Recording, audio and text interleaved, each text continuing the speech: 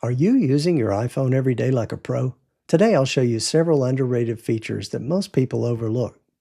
But once you start using them, you won't go back. These are everyday pro-level features that dramatically streamline how you use your phone, and none require paid apps. As a career IT professional and an iPhone user for over 18 years, I use these features on a regular basis. So let's jump in. So you just finished a business meeting this morning and you come away with a business card and you want to save the info in your phone. The easiest way to do this is to start by taking a picture of the business card with your camera app. Then while looking at the photo of the business card, click on the live text button at the bottom right of the photo. Hold your finger down on the phone number area in that photo and you'll see an option to add to contacts. Select it. And now you'll see all the information from the business card populated in the contacts. Go ahead and go to the bottom of that and select Create New Contact or Add to Existing Contact if you already have them in your contacts. That will ensure you have their latest information.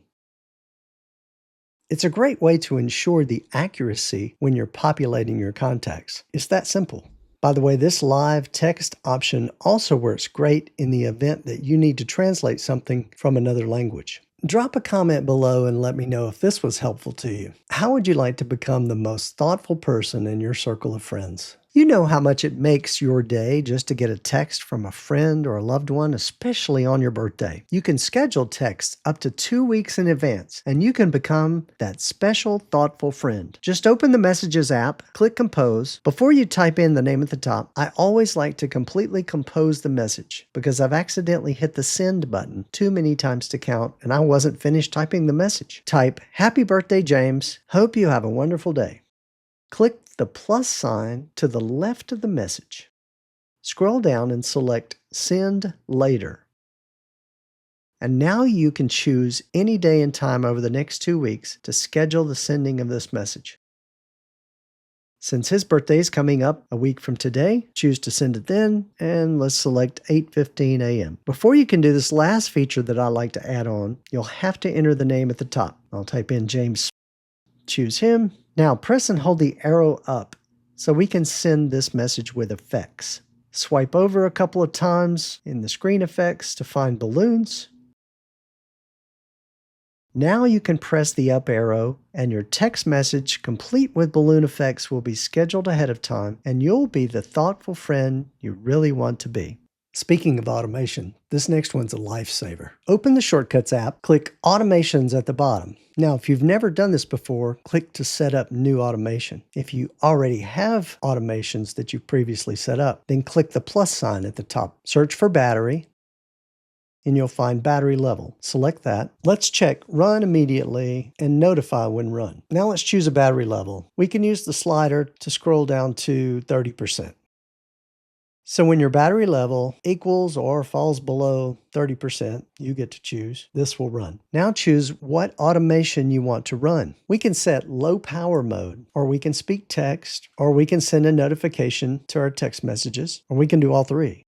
Let's set low power mode. So when the battery level reaches 30%, we'll turn on low power mode and it'll help your battery stretch. Let me know in the comments if this tip was helpful to you. Have you ever heard a song playing in a restaurant or in a store or perhaps a coffee shop and you scrambled to open Shazam and by the time you opened it, it was too late?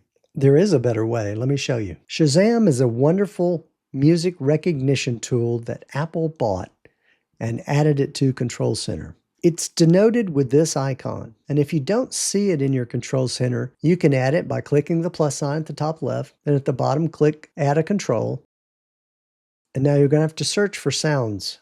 When you find sounds, you'll see the Shazam icon for recognizing music. Click it, add it to the Control Center, and next time you hear that song playing in the store or in a restaurant, you can just touch that one button and the music recognition will start.